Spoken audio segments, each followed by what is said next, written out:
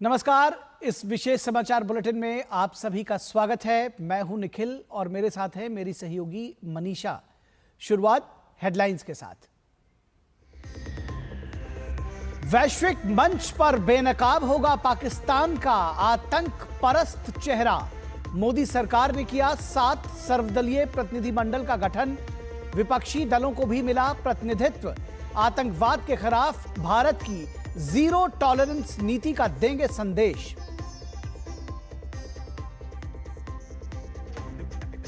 देश के लिए हम सब साथ, सुप्रिया सुले ने सरकार की पहल पर जताई खुशी। शशि थरूर ने कहा, जब बात राष्ट्रीय हित की तो पीछे नहीं हटेंगे। पूर्व केंद्रीय मंत्री रविशंकर प्रसाद ने बताया प्रधानमंत्री की दूरगामी सोच का प्रमाण।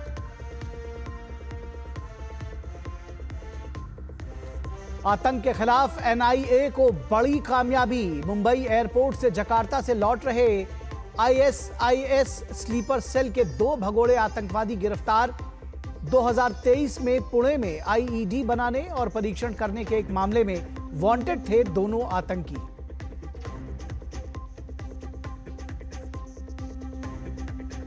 नीट यूजी परीक्षार्थियों के लिए खुशखबरी। मध्य प्रदेश हाईकोर्ट ने देश भर में नीट यूजी परिणाम पर लगी रोक हटाई।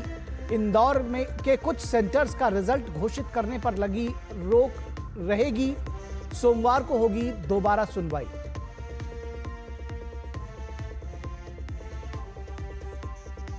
और दिल्ली नगर निगम में आम आदमी पार्टी को बड़ा झटका। पार्षद हेमचंद्र गोयल के नेतृत्व में 13 पार्षदों ने पार्टी से अलग होकर इंद्रप्रस्थ विकास पार्टी के नाम से थर्ड फ्रंट बनाने का लिया फैसला।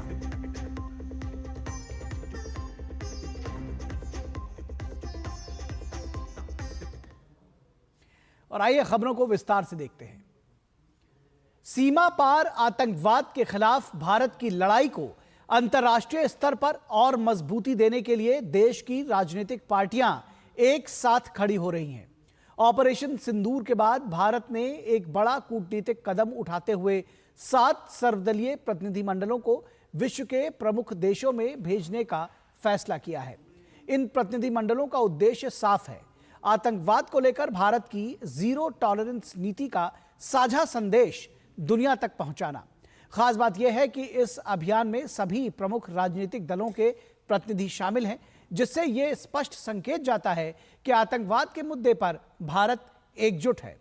इन प्रतिनिधिमंडलों का दौरा संयुक्त राष्ट्र सुरक्षा परिषद के सदस्य देशों और अन्य प्रमुख सहयोगी देशों में इस महीने के अंत तक होगा। प्रतिनिधिमंडलों का नेतृत्व करने वाले सांसदों में शशि थरूर कांग्रेस से, रविशंकर प्रसाद बीजेपी से, संजय कुमार झा जनता दल यूनाइटेड से, Vaijayant Panda BJP, Kanimozhi Karunanidhi DMK, Supriya Sule NCP और श्रीकांत एकनाथ शिंदे शिवसेना का नाम शामिल है।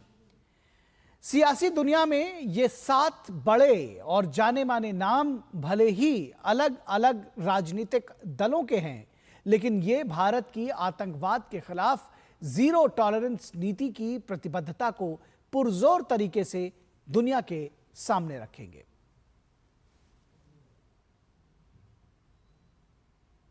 संसदीय कार्यमंत्री किरेन रिजिजू ने एक सोशल मीडिया पोस्ट में प्रतिनिधिमंडल के गठन की जानकारी दी। एक्स पर उन्होंने पोस्ट किया कि सबसे अहम पलों में भारत एकजुट खड़ा होता है।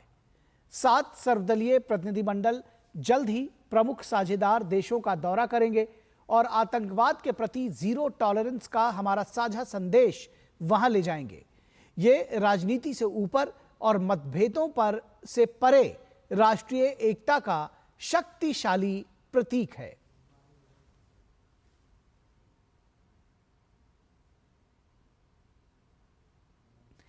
ऑपरेशन सिंदूर के बाद भारत ने 7 सर्वदलीय प्रतिनिधिमंडलों को विश्व के प्रमुख देशों में भेजने का फैसला किया है और इसमें एनसीपी की सुप्रिया सुले का नाम भी शामिल है। सुप्रिया सुले ने एक्स पर पोस्ट किया कि वैश्विक मंच पर भारत का प्रतिनिधित्व करने वाले सर्वदलीय प्रतिनिधिमंडल में शामिल होकर मैं सम्मानित महसूस कर रही हूं। मैं विनम्रतापूर्वक इस जिम्मेदारी को स्वीकार करती हूं। प्रधानमंत्री नरेंद्र मोदी, मंत्री किरेन रिजिजू और विदेश मंत्रालय को धन्यवाद देती हूं। मैं बारामती लोकसभा क्षेत्र के लोगों के निरंतर समर्थन के लिए उनकी बहुत आभारी हूं। हमारा मिशन आतंकवाद के खिलाफ जीरो टॉलरेंस के प्रति भारत के एकजुटता और अटूटता का संदेश देना है। हम एक राष्ट्र के रूप में खड़े हैं, गर्व से उन्नत, मजबूत और अडिग। जय हिंद। डेलीगेशन की अगुवाई कर रहे कांग्रेस सांसद शशि थरूर ने सोशल मीडिया प्लेटफॉर्म एक्स पर पोस्ट किया, मैं भारत सरकार द्वारा हाल की घटनाओं पर हमारे राष्ट्र के दृष्टिकोण को प्रस्तुत करने के लिए दुनिया की 5 प्रमुख राजधानियों में एक सर्वदलीय प्रतिनिधिमंडल का नेतृत्व करने के लिए आमंत्रित किए जाने से सम्मानित महसूस कर रहा हूं। जहां राष्ट्रीय हित की बात हो और मेरी सेवाओं की आवश्यकता हो तो मैं पीछे नहीं रहूंगा। जय हिंद। सर्वदलीय प्रतिनिधिमंडल में शामिल भाजपा नेता सांसद रविशंकर प्रसाद ने एक प्रतिनिधिमंडल का नेतृत्व दिए जाने को लेकर प्रधानमंत्री नरेंद्र मोदी का आभार जताया।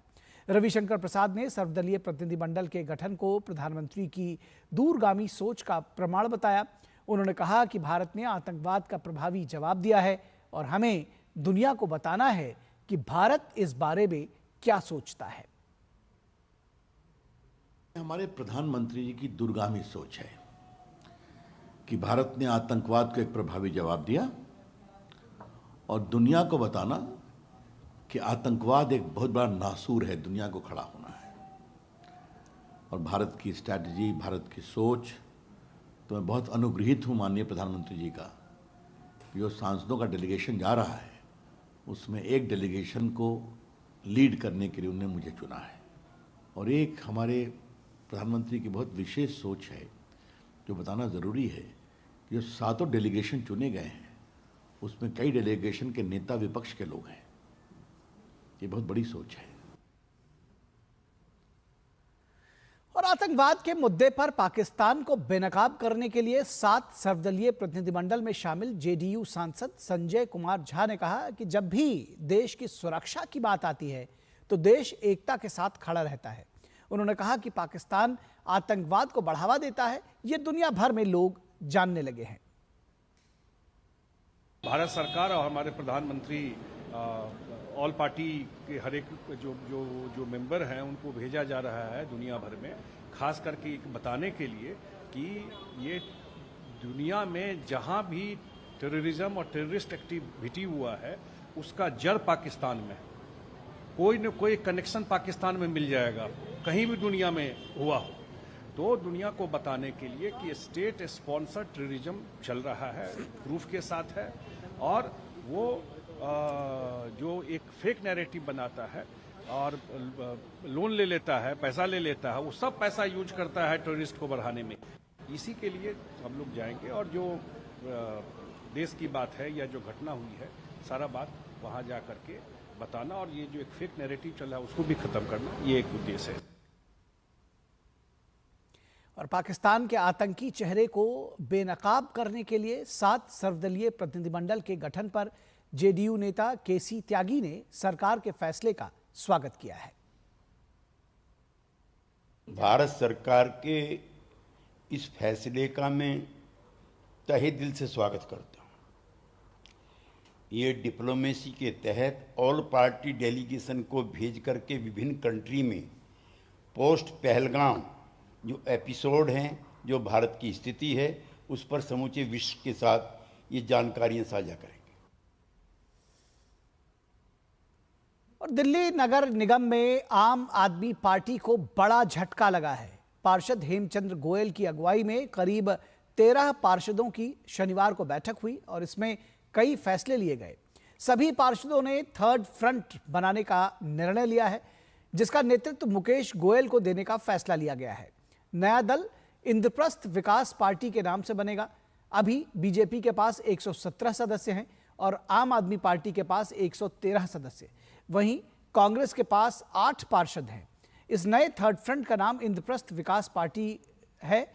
इसमें हेमचंद्र गोयल, दिनेश भारद्वाज, हिमानी जैन, उषा शर्मा, साहिब कुमार, राखी कुमार, अशोक पांडे, राजेश कुमार, अनिल राणा, देवेंद्र कुमार और हिमानी जैन का नाम शामिल है। पिछले ही महीने दिल्ली नगर निगम में चुनाव हुए थे, जिसमें बीजेपी ने बाजी मारी थी। बीजेपी के पार्षद राजा इकबाल सिंह दिल्ली के नए मेयर बने। मेयर चुनाव में उन्हें 133 वोट मिले। वहीं कांग्रेस के उम्मीदवार मनदीप को सिर्फ 8 वोट मिले, जबकि आम आदमी पार्टी ने मेयर चुनाव का बहिष्कार किया था।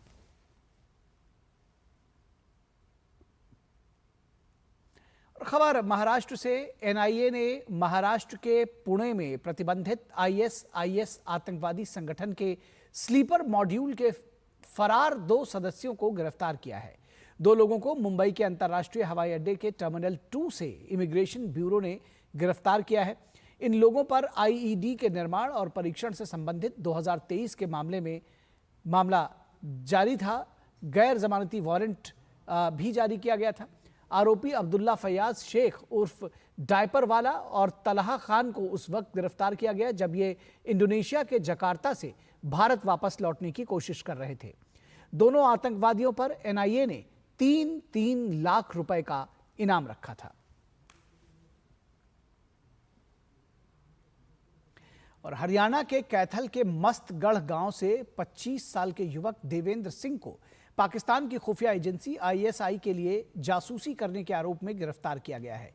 पूरे मामले पर कैथल डीएसपी वीरभान ने बताया कि कैथल की जिला पुलिस को एक खुफिया जानकारी मिली थी। उस आधार पर स्पेशल डिटेक्टिव स्टाफ ने गांव मस्तगढ़ चीका निवासी देवेंद्र पुत्र नरवाल सिंह को गिरफ्तार किया। वीरभान ने कहा कि आरोपी आईएसआई एजेंसी को भारत पाकिस्तान के बीच चल रहे विवाद की जानकारी देता था और समय समय पर पाकिस्तानी सेना और आईएसआई को ऑपरेशन सिंदूर के बारे में भी जानकारी दे रहा था। स्पेशल डिटेक्टिव स्टाफ है, उसने देवेंद्र सन ऑफ नरवाल सिंह वासी गांव मस्तगढ़ चीका को हिरासत में लिया था और हिरासत में लेने के बाद उसे पूछताछ की गई और उस पूछताछ के दौरान उसने बताया कि वह मतलब पाकिस्तान खुफिया एजेंसी आईएसआई के संपर्क में रहा है और उस एजेंसी को भारत और पाकिस्तान के बीच जो विवाद चल रहा है उसकी जानकारियाँ उपलब्ध कराता था और जो ऑपरेशन सिंदूर है उसकी जानकारियाँ भी मैं समय समय पर पाकिस्तानी सेना आईएसआई को देता था। और पश्चिम बंगाल के उत्तर 24 परगना जिले में भारत बांग्लादेश अंतर्राष्ट्रीय सीमा पर बीएसएफ ने सोने की तस्करी की कोशिश को नाकाम कर दिया है। बीएसएफ ने 2 तस्करों की 10 सोने के बिस्किटों के साथ रंगे हाथ गिरफ्तार किया है। जब्त किए गए सोने का कुल वजन 1.167 किलोग्राम और अनुमानित कीमत 1 करोड़ 11 लाख रुपए है। यह कार्रवाई 16 मई को उस समय की गई जब हाकिमपुर सीमा चौकी पर तैनात जवानों को सोने की तस्करी से जुड़ी एक पुख्ता जानकारी मिली। सूचना के आधार पर जवानों ने एक विशेष और सुनियोजित अभियान चलाया। 2 संदिग्ध व्यक्तियों की गतिविधियों पर जवानों को शक हुआ। तलाशी के दौरान दोनों तस्करों से 10 सोने के बिस्किट्स बरामद हुए। एक अन्य कार्रवाई में जवानों ने 41 किलोग्राम गांजा भी जब्त किया है, जिसको कि तस्कर भारत में बांग्लादेश से तस्करी करने की फिराक में थे। जब्त किए गए सोने व गांजे को संबंधित विभागों को सौंप दिया गया है।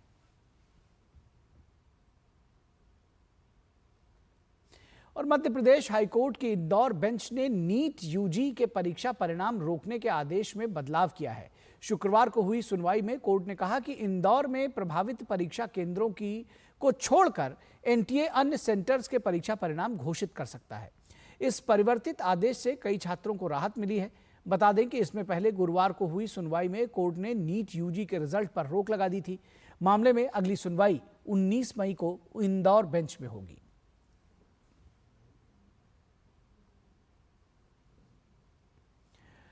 और इंडियन स्पेस एजेंसी इसरो अंतरिक्ष में भारत की एक और मजबूत उपस्थिति दर्ज कराने जा रही है। इसरो अपना 101वां मिशन लॉन्च करने जा रहा है। पीएसएलवी रॉकेट के माध्यम से अर्थ ऑब्जर्वेशन सैटेलाइट के लॉन्च की उल्टी गिनती शुरू हो गई है। पीएसएलवी C61 का प्रक्षेपण रविवार को श्रीहरिकोटा स्थित अंतरिक्ष केंद्र के प्रथम लॉन्च पैड से सुबह 5:59 पर निर्धारित है। इसरो का ये 101वां मिशन है। PSLV C61 polar satellite launch vehicle की 63वीं उड़ान है। PSLV अपने मिशन में पृथ्वी अवलोकन उपग्रह EOS 9 को ले जाएगा, जो सभी मौसम में परिस्थितियों में पृथ्वी की सतह की उच्च गुणवत्ता वाली तस्वीरें लेने में सक्षम होगा। सैटेलाइट द्वारा 24 घंटे खींची जाने वाली तस्वीरें कृषि, वानिकी निगरानी, आपदा प्रबंधन, शहरी नियोजन और राष्ट्रीय सुरक्षा के लिए महत्वपूर्ण होंगी। लगभग 1696.24 किलोग्राम वजनी EOS 9 उपग्रह पृथ्वी अवलोकन उपग्रहों के समूह में शामिल होगा।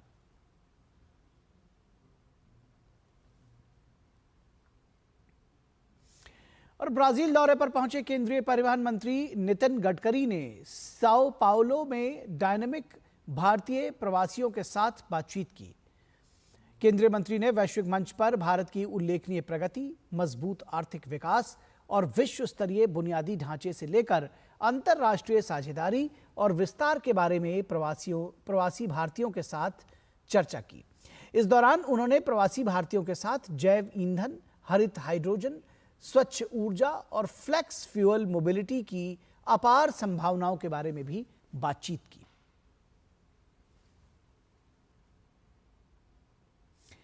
केंद्रीय बिजली और आवास एवं शहरी मामलों के मंत्री मनोहर लाल 19 मई को होने वाले ब्रिक्स ऊर्जा मंत्रियों की बैठक में भाग लेने के लिए ब्राजील के आधिकारिक यात्रा पर गए हैं। समावेशी और सतत वैश्विक शासन के लिए वैश्विक दक्षिण सहयोग को सशक्त बनाना विषय के तहत केंद्रीय मंत्री ऊर्जा सुरक्षा, पहुंच, सामर्थ्य और स्थिरता जैसे महत्वपूर्ण मुद्दों पर ब्रिक्स देशों के ऊर्जा मंत्रियों के साथ चर्चा करेंगे।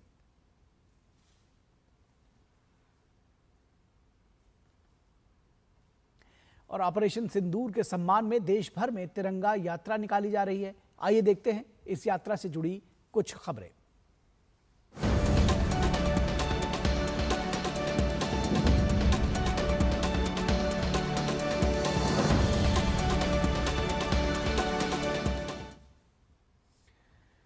और ऑपरेशन सिंदूर की सफलता और भारतीय सैनिकों के सम्मान में जम्मू कश्मीर के डोडा में महिलाओं ने तिरंगा रैली में भाग लिया। लोगों ने इंडियन आर्मी और भारत माता की जय के नारे भी लगाए। तिरंगा रैली के जरिए डोडा के स्थानीय लोगों ने देश के वीर जवानों की गरिमा, शौर्य और पराक्रम को सलाम किया। वहीं हरियाणा के फतेहाबाद जिले में आज भारतीय सेना के अदम्य साहस और ऑपरेशन सिंदूर के ऐतिहासिक सफलता के सम्मान में एक भव्य तिरंगा यात्रा निकाली गई।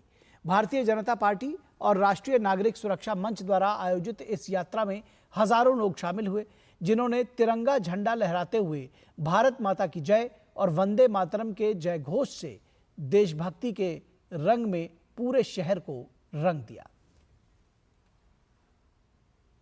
प्रधानमंत्री नरेंद्र मोदी जी के कहे अनुसार हमारी सेनाओं ने उनको भी ठिकाने लगाने का काम किया। पाकिस्तान के 11 एयरबेस और एयरबेस पर स्थित अन्य ऐसे उपकरण जिनके कारण से आतंकवादियों को हौसला मिलता था, ऐसे सब ठिकानों को नेस्तनाबूद करने का जो शौर्य दिखाया है, जो पराक्रम दिखाया है,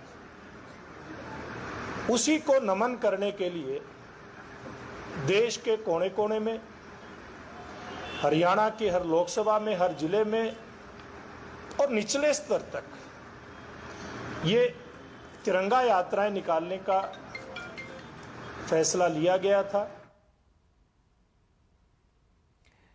और उत्तराखंड के हल्द्वानी में ऑपरेशन सिंदूर की सफलता को लेकर तिरंगा यात्रा निकाली गई। राज्य के मुख्यमंत्री पुष्कर सिंह धामी भी इस यात्रा में शामिल हुए। इस दौरान लोगों में काफी उत्साह नजर आया।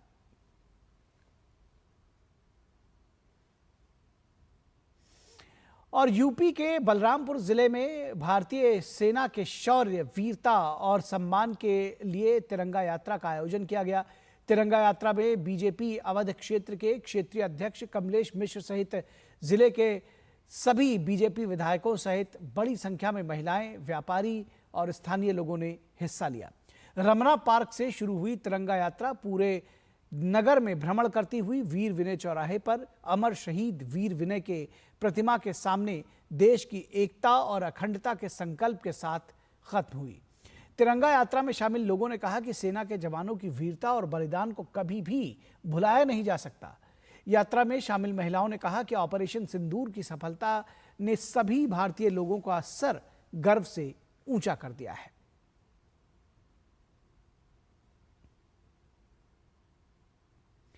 और ऑपरेशन सिंदूर की सफलता को लेकर देश भर में तिरंगा यात्रा निकाली जा रही है। इससे जुड़ी हुई खबरें हम आपको लगातार दिखा रहे हैं। और उत्तर प्रदेश के चित्रकूट में भी भारतीय सेना के शौर्य और पराक्रम के सम्मान में तिरंगा यात्रा निकाली गई। इसमें बड़ी संख्या में विभिन्न सामाजिक संगठन, छात्र छात्राएं, एनसीसी कैडेट्स और पूर्व सैनिक भी मौजूद रहे।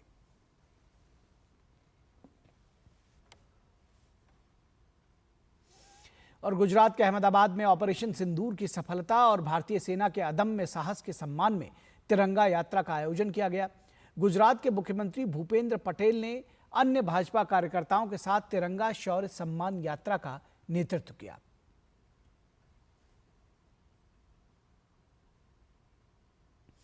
और ऑपरेशन सिंदूर की सफलता और भारतीय सेना के अदम्य साहस, पराक्रम और शौर्य के सम्मान में शुक्रवार को राजस्थान के कोटा में तिरंगा यात्रा का आयोजन हुआ। कार्यक्रम का शुभारंभ लोकसभा अध्यक्ष ओम बिरला ने किया।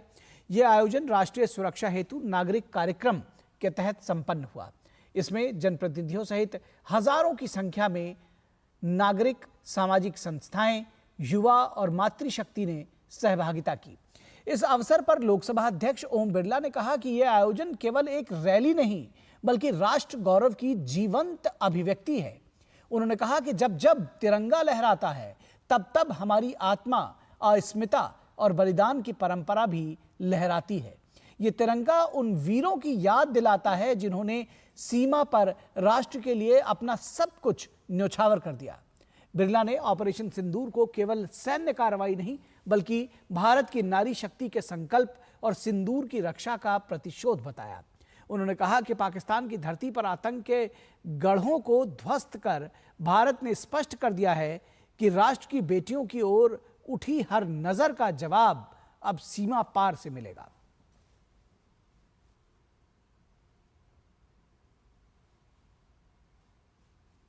तो ये थी तिरंगा यात्रा से जुड़ी हुई खबरें।